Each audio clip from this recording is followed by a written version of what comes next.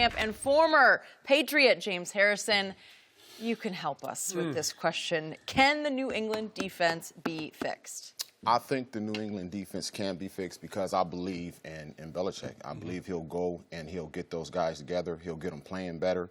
A lot of the stuff was assignment related. You've seen guys missing gaps, doing wrong things. So I believe that he can do it. And another thing is the offense. It wasn't like New England had a great, defense over the last few years. It's been, Tom's going to go out here and give you, 21, 28, almost 30 points. So that was a big draw to it. So I believe it can be fixed. I agree with you. But here's the thing. The offense, as he said, offense is going to have to hold up their end of the bargain. Skip, they had 0 first downs on their first 3 drives. They had 3 first downs in the first half, where the Lions had 14. So while you're going 3 and out, you're allowing the Lions to come back on the field, possess the ball.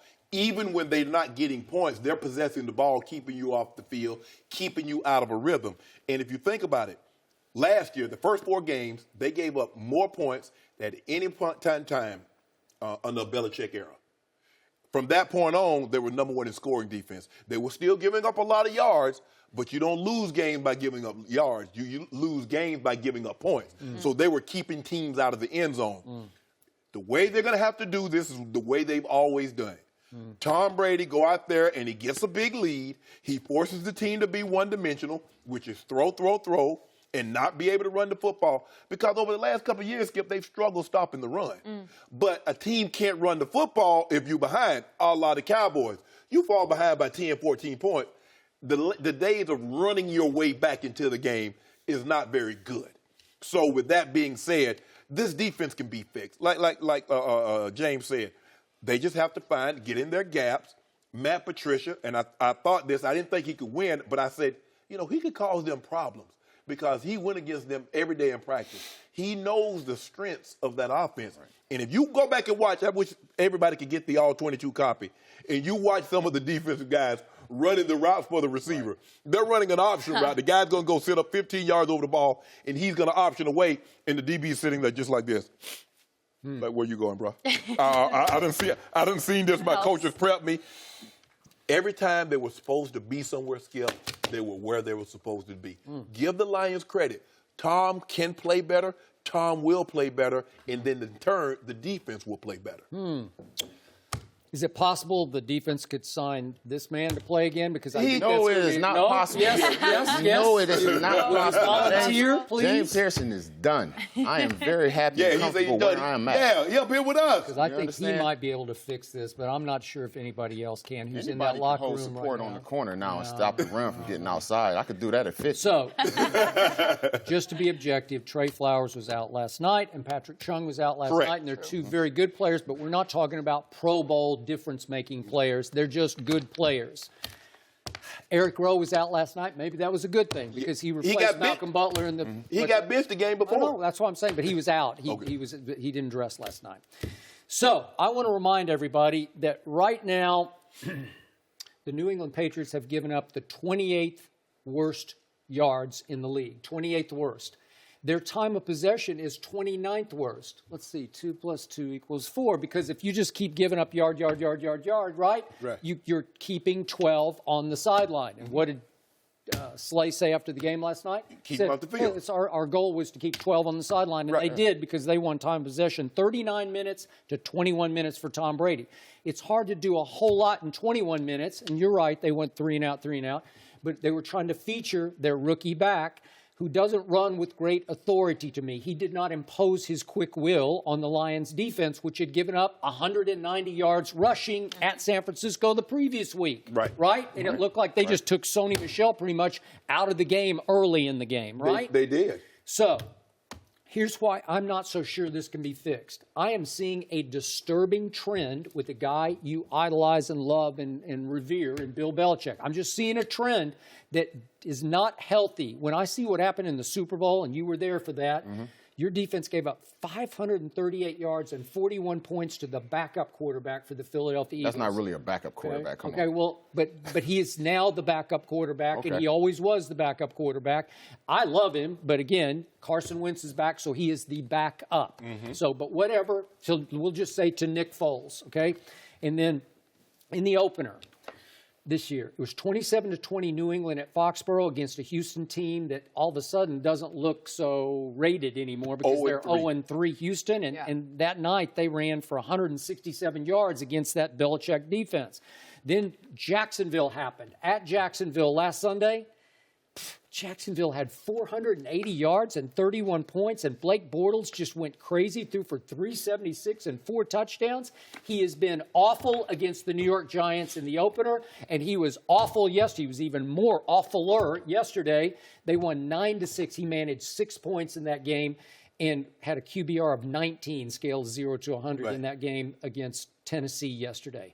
Well, so then that brings us to the Lions game. And last night, the Lions go for 414 yards, 26 points. But here's the real disturbing trend. Super Bowl, 10 of 16 was Philly on third down.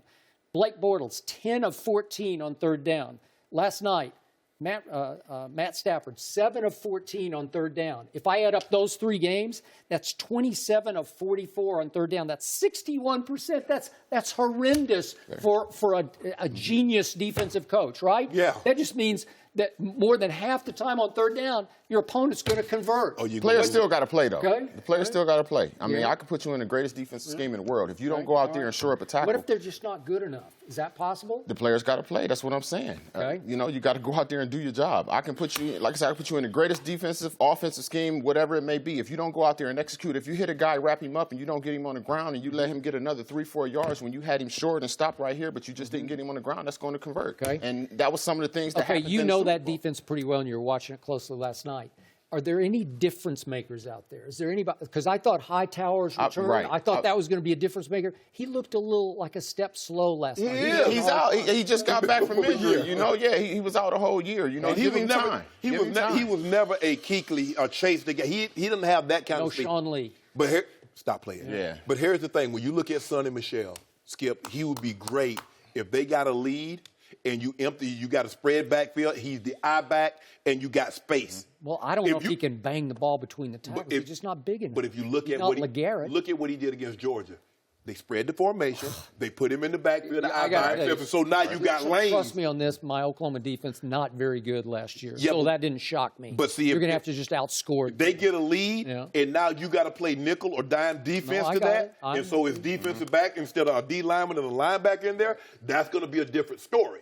So just give him time. He's as good as advertised. He'll get better at catching the ball. But it's hard, Skip, it's hard to find a rhythm because they play James White for a series, they play Burkhead for a series, and then you got. So he's used to being the guy. He and Nick Chubb, they're used to being the guys. Now you got to wait till you get in a nice rhythm, get a nice lather going. Burkhead, you're up. Like, oh, man. You said yourself they only had the ball for, 21 minutes? 21 minutes. You don't get a lot of time. Burkhead's not bad, and he got hurt again last night. That's his history, though, Skip. He was hurt in Cincy. And I'm not saying he's a difference maker, but he's got some stature where he can bang it up between the tackles. Does a great job of catching the ball out of the backfield. He'll get you for a hard-fought first down. But when the Patriots offense is not doing what we're accustomed to seeing the Patriots offense do, it puts a lot of pressure on a very average to below average defense. But when Tom can put that pressure on you, he jumps out there and he has you 17-0, or he has you 21-3, and now you have to play catch up. The defense knows you're not running the ball, you're down. This is why Atlanta lost. Atlanta should have been running the football because now they played right into the hands of the Patriots. Patriots like, oh, y'all, you mean tell me y'all up 25 and y'all gonna still throw it? Right. Okay. Well, but what did Kyle Shannon say? That's how we got here. We're going to finish it this way. We're going to keep 12 on the sideline because we're just going to pour it on them. Yeah, see. Okay. That's how guys lose their money. You know, you go to Vegas, you get up big. Oh, I've been betting big. That's how I got. Be smart. Down. Put a little something back. I just don't know how you get up 21-3 when you've lost Brandon Cooks and Amendola and Dion Lewis and Jordan Matthews and Malcolm Mitchell and Kenny Britt and Eric Decker, and I can just go on and on and on. They're all gone. Skip, Eric Decker did you a favor. He know he didn't have it. Well, he I'm let just it saying, go. But it seemed like Brady loved him for a while, like they were clicking. They were But he connecting. couldn't catch the ball. Skip, you saw him. I mean, you Plus, saw. he can't stay healthy. He can't. And had Brady was punting the ball up in the stands. Brady was cut. You see Brady last night. Don't pretend like I didn't see Brady throw his helmet last night too. You saw that. He tossed it. So let me ask you a question. Tossed it. So if You know what? He actually gets mad. He's human. really? Yeah. Oh, now, I could imagine had Cam done that, they'd have interrupted our local schedule. I know how they do 10 it. tweets out of your. Yeah, Cam. Yep. I was What did wondering this that man to tell us come up. about Tom Brady? 100% No question. authentic. I cannot. No I ain't got no phony, problem no with. I ain't got no problem with that, Skip. I'm just saying, he's you. You the one that told me he wasn't human. I did not Yeah. say that. Oh, That's he don't- why he's great, is because Oh, he he's is right. human. One drive, fellas. One drive. That ain't Let's saying go. that. That's not how he said Let's it. go. That's what Tom was doing. That was, You know what? You he better was on the get your sideline. ridicule in. As long as He you was on can. the sideline and said one drive. He was like, one drive, fellas. Let's get one drive. And been there, Tom. Yeah, What happened the next time they went out there? One drive happened. And then guess what? Did you see that dart he threw to James Sharpe? That was sweet. and Matthew Stafford said, let's go and get this drive. Let's go and put this thing away. You see them guys over there, they can't stop us. Well, that's a fact.